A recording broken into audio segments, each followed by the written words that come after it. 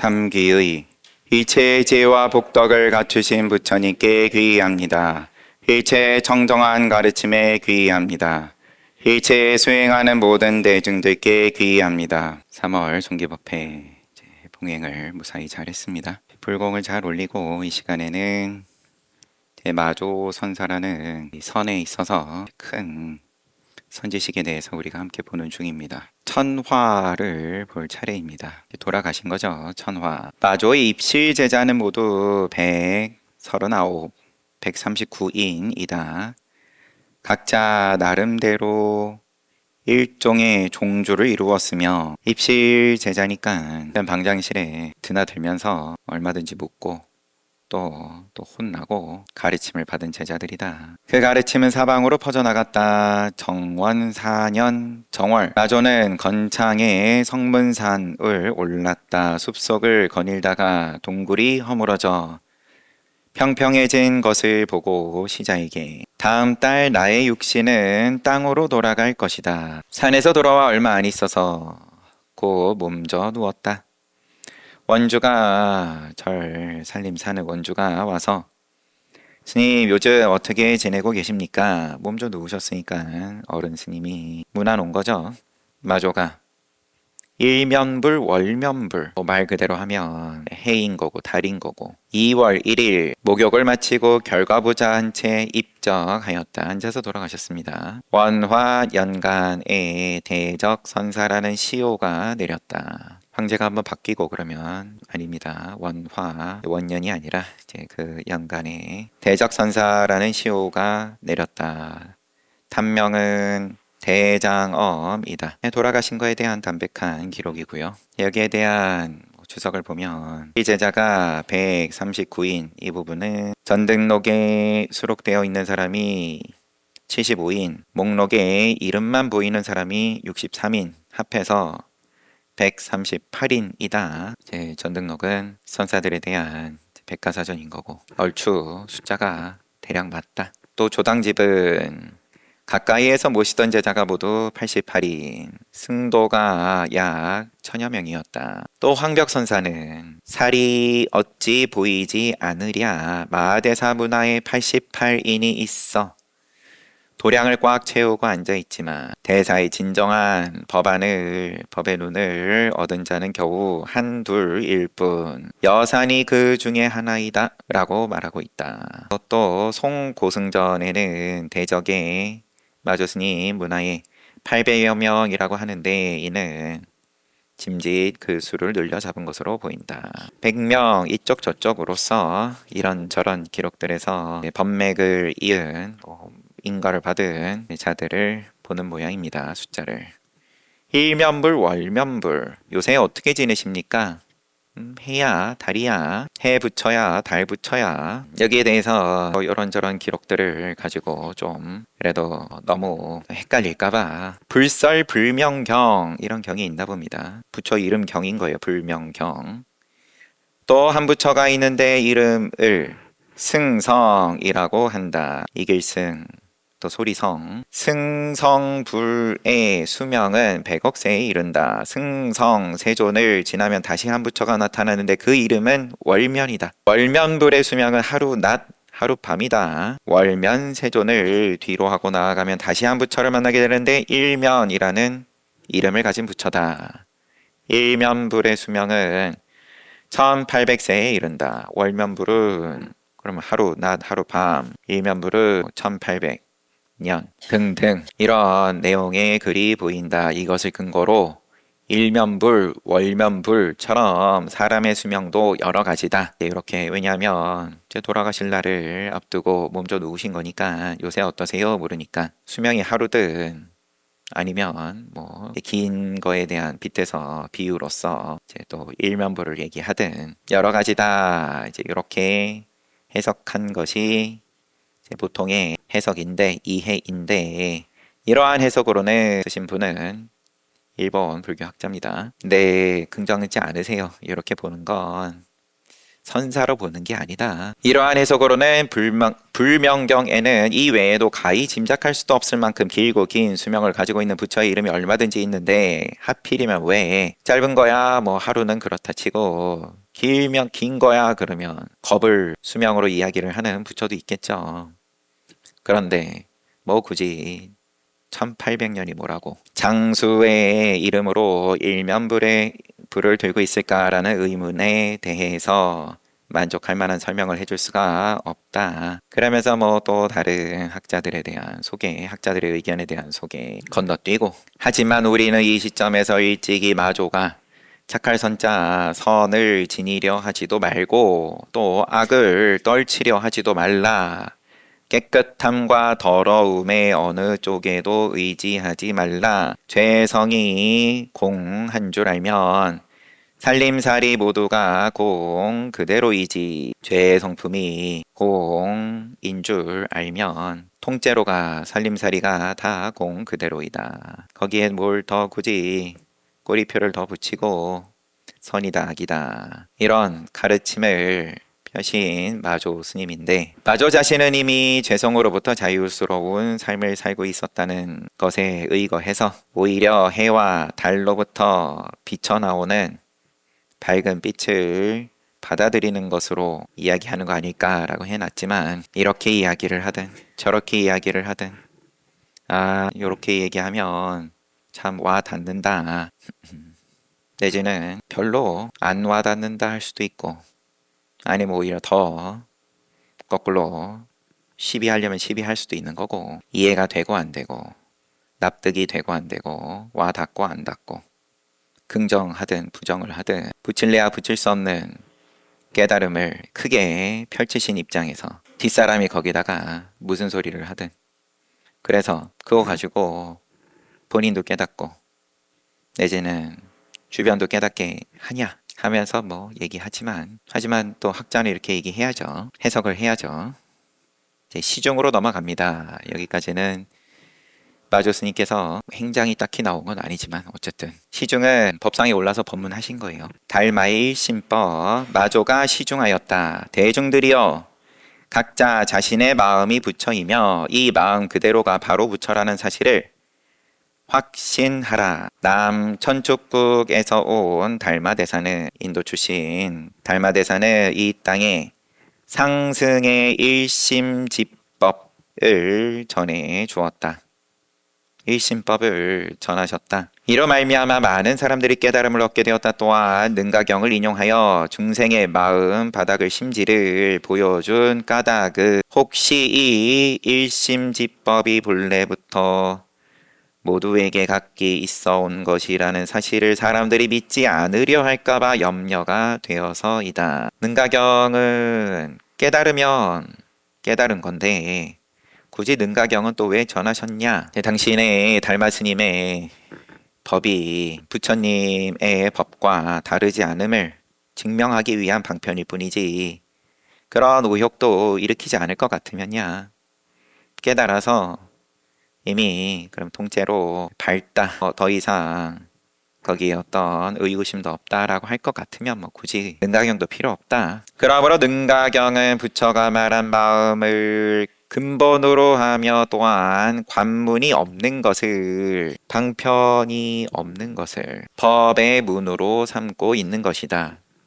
문 없는 문이다. 문이 있어서 그 문으로 들어가서 깨달음을 맛봤다.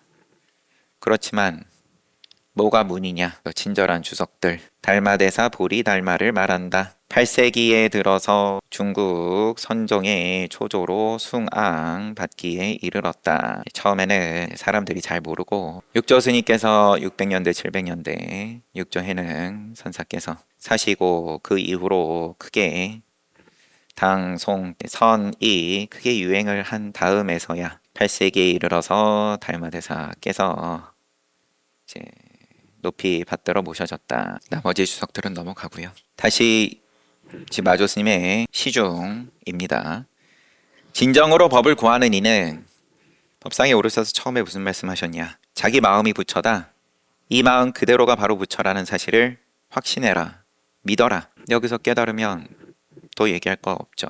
근데 그렇지 않은 입장도 또 헤아려야 되니까. 그럼 달마스님이 얘기하는 거고. 달마스님께서 전하신 법이 이와 같다. 일신법이다. 달마스님 가지고도 또 의구심이 있으면 능가경까지도 얘기가 가는 거고. 무엇이 부처입니까? 교수님께서 뭐 뒤에도 계속 나오겠지만 즉심 즉불 마음이 부처다. 대매법상 선사는 그걸로 30년을 참고했고, 근기가 거기에 이르지 못한 입장들을 위해서 그러면 주저리 말이 계속 이어질 수밖에 없는 거니까. 진정으로 법을 구하는 이는 구하는 것이 없어야 한다. 그러면 너가 너 마음을 한번 자세히 봐봐.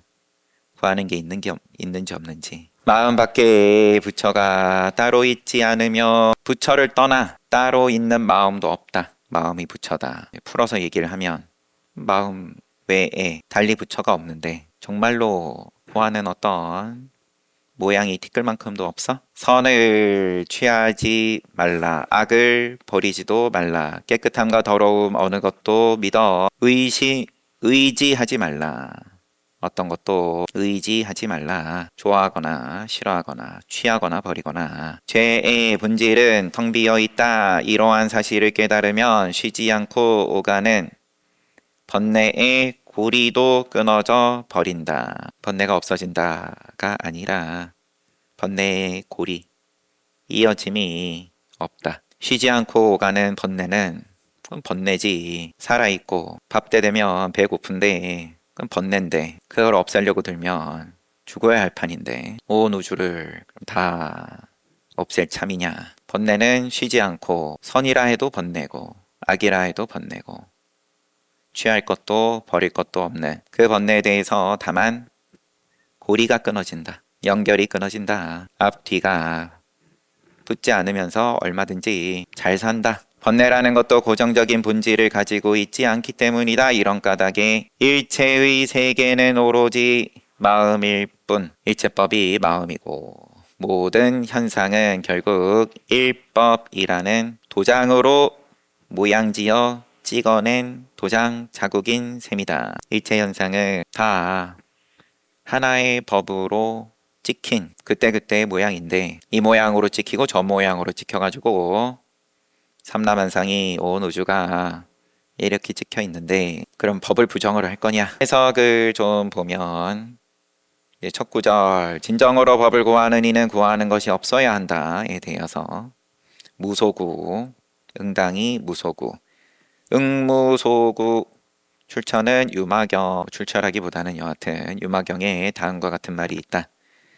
만약 법을 구하려 한다면 반드시 일체법에 대하여 구하는 바가 없어야 한다. 또한 달마의 이입사행론에는 행입을 넷으로 나누어 설명하면서 세 번째로 무소구행을 들고 있는데, 또 달마 스님의 이입사행론에는 무소구에 대해서 세 번째가 무소구행인데 세상 사람들이 늘 미혹에 빠져서 여기저기에 탐착하는 것을 구한다.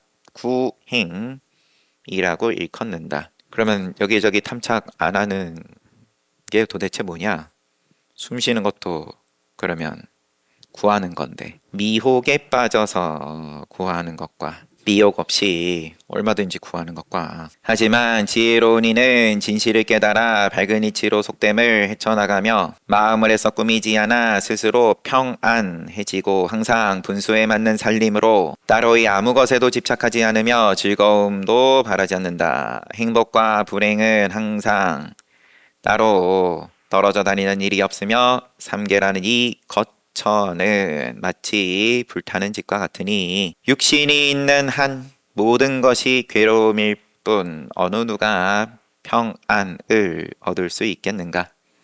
이러한 이치를 온전히 깨닫고 나면 모든 번뇌도 다 끊어져서 비로소 구하는 것이 없게 된다. 경에 이르기를 구하는 것이 있으면 모든 것이 괴로움, 구하는 것이 없으면 바로 즐거움이다. 명심하라. 이게 지금 그 달마스님의 이입사행론의 무소구 또 언급이 된 부분을 소개해, 구하지 않는 것이고 진짜 도행이라는 사실을. 말은 이와 같지만 구하지 않음을 또 구하는 쪽으로서 이해를 하면 그럼 여전히 구함과 구하지 않음, 하나는 선이고 하나는 악이고, 하나는 잘하는 거고 하나는 잘 못하는 거고, 이러한 인과법의 입장으로서 이쪽 저쪽을 구분을 지어서 이런 말을, 달마스님 말씀을 그렇게 들으면 또 여전히 소재만 바뀔 뿐이지 여전히 또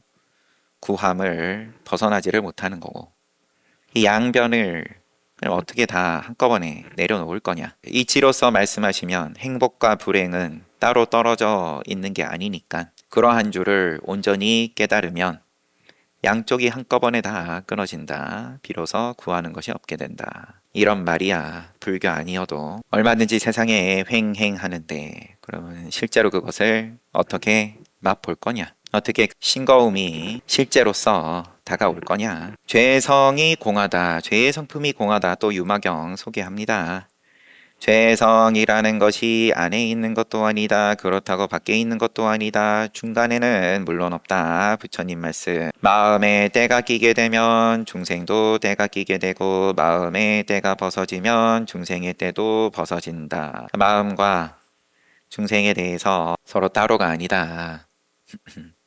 내가 마음을 지니고 선한 마음을 지니고 중생을 구제하겠다. 보시지계 인욕 등등등 바람 일행을 함으로써 제 공덕을 쌓고, 그런 인과법과 그 다음에 마음에 때가 끼면 중생도 때가 끼고, 마음에 티끌이 벗어지면 중생 또한 그 괴로움이 벗어진다. 마음하고 중생을 같이 놓고서, 나와 너를 같이 놓고서 이야기를 하는 보살의 경계에 대해서, 열반에 대해서, 그럼 당연하게도 죄의 성이라는 것을 내가 지니고 있으면, 마음에 지니고 있으면, 그러면은 눈에 보이는 중생들이 판판이 다 죄의 성품으로 도장 찍는 거고, 또 다른 인용입니다.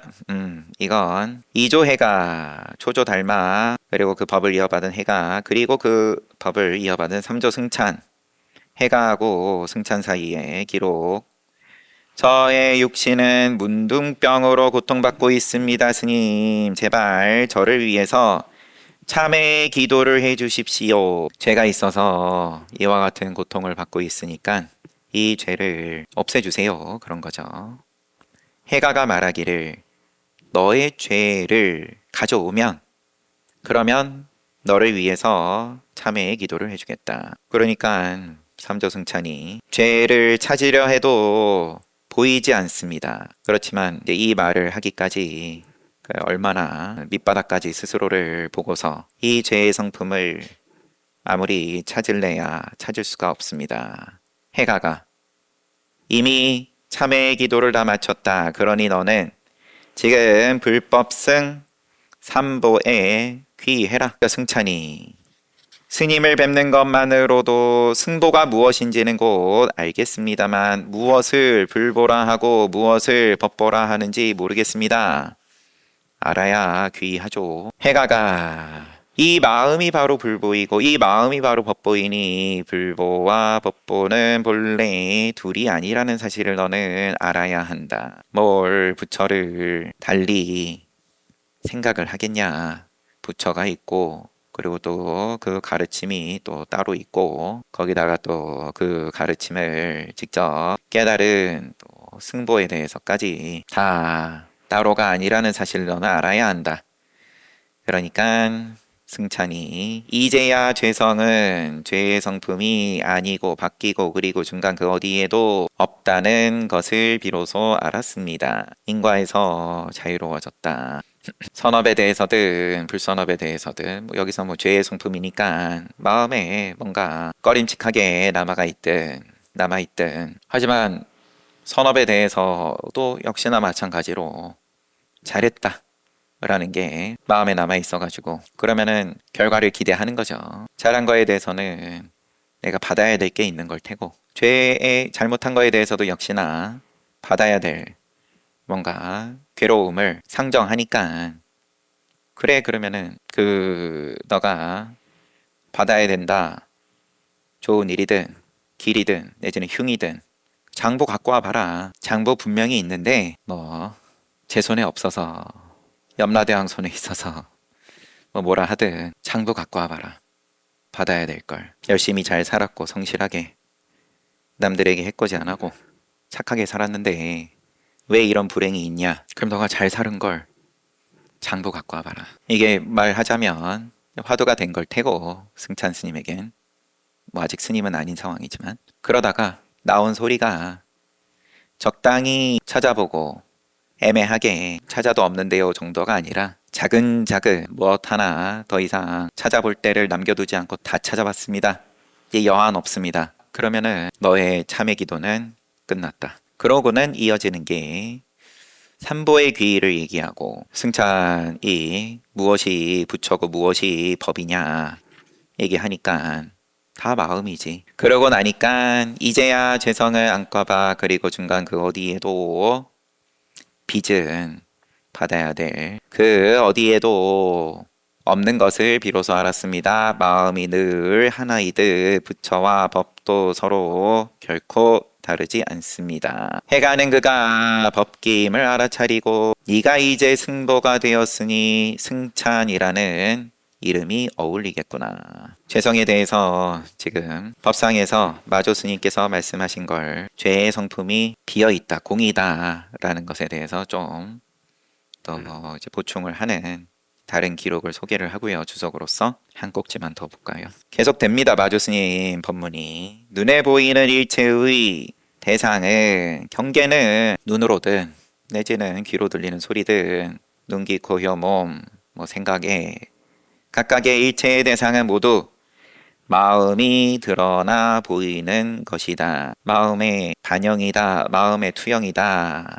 말은 이렇게 하면 쉽지만 그것도 이미 느리다. 뭐가 투영이고 이쪽 저쪽을 전제하는 소리니까 그냥 그게 곧 마음이다. 마음은 그것만으로는 아무런 의미도 없다. 대상과 더불어 비로소 그 의미를 갖게 된다.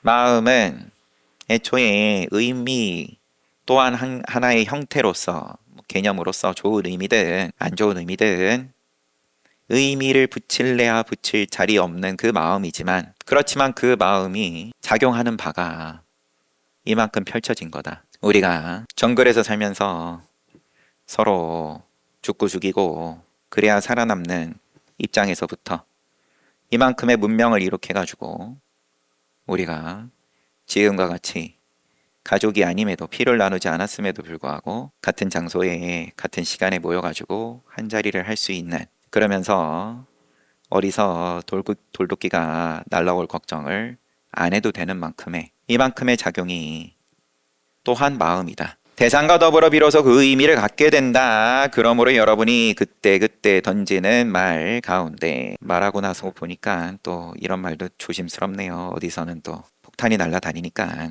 그때그때 던지는 말 가운데에서도 대상 자체는 항상 그대로 진리인 것이며 거기에는 아무런 차이도 없다.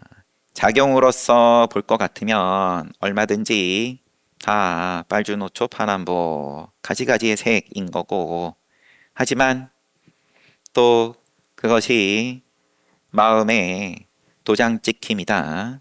공이다. 거기엔 항상 진리이고 아무런 차이도 없다. 깨달음의 경지도 역시 이와 마찬가지다. 초파남보를 다 색을 지워버리고 나서 공이어서가 아니라 빨은 빨대로 빨강은 빨강대로 공 주노초 파남보 다 또 공이다. 마음이 생겨나는 것을 현상이라고 하지만 우리는 또한 그 현상이 공하다는 사실도 잘 알고 있다. 그러므로 생겨난다고 해도 생이라 해도 생이 아니고 이러한 생이라 해도 곧 생이 무생이고 이러한 도리를 깨달으면 때에 따라 옷을 입기도 하고 부처를 만나면 부처 옷 입고 도둑놈을 만나면 도둑놈 옷을 입고 때에 따라 옷을 입기도 하고 밥을 먹기도 하고 성인이 될 소질을 계속 키워나가면서 흘러가는 대로 삶을 살아갈 수 있게 되는 것이다. 뭘 해서 열심히 농사를 성실하게 잘 지어서 가을에 풍년을 이룬다. 인과법으로서의 말씀도 되기도 하고, 이런 도리를 깨달으면 색과 공에 대해서, 인과법, 열반법에 대해서 다 긍정하는 도리를 깨달을 것 같으면, 그러면 때에 따라 인연 따라 옷을 입고 밥을 먹고 함이, 그러면 시절 인연 따라서 그러면 부처를 이루면 이루는 거고 흘러가는 대로 삶을 살아갈 수 있게 되는 것이다. 이 외에 또 뭐가 있겠는가? 이것 말고 뭐가 있겠는가? 나의 말을 명심하라. 심지는 때때로, 마음자리는 때때로 이야기로 지새우고 시설한다. 시설. 드라마인데 마음자리 그 작용은 펼쳐지면 희노애락이 다 드라마인데 깨달음 또한 마찬가지네. 그렇지만 임시다. 대상도 진리도 서로 차이 없으니, 경계와 진리와 차이 없으니 생겨나 있는 모든 것 불생이다. 당생 즉 불생하고 이제 시중하셔가지고 법문이 끝났습니다. 착의 끽발 불법의 시련은 일상을 배제하고서, 그럼 종교 생활을 함이 일상생활 배제하고서가 아니라 유마경을 소개를 합니다.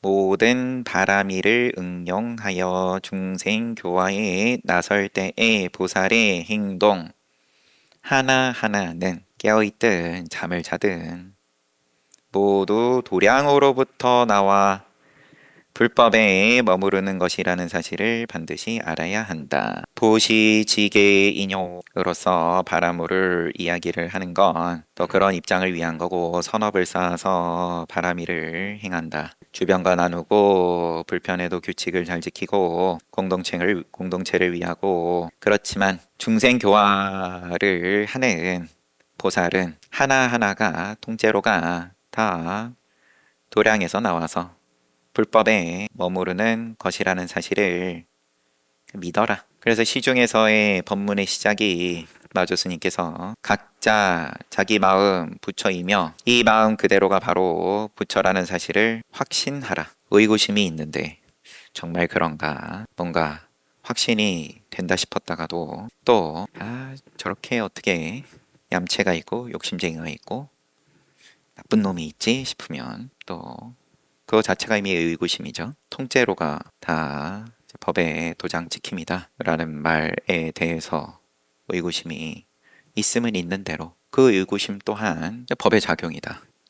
그렇게 가면은, 그러면은 깨달을 것도 없고 깨닫지 못해도 역시나 법의 작용인데 뭘 굳이 주말에 편히 쉬거나 날씨도 좋은데 또 한참 꽃도 피죠. 그러한 날 우리가 함께 여기 모여가지고 이런 선지식의 말씀을 함께 잘 봤습니다. 사홍서원하고 마치겠습니다. 사홍서원. 중생은 한없이 많다. 남김없이 건지겠다. 성냄 욕심 어리석으면 다함이 없다. 남김없이 끊겠다. 부처님 가르침은 끝이 없다. 남김없이 배우겠다. 부처의 길은 모양이 없다. 끝까지 가겠다.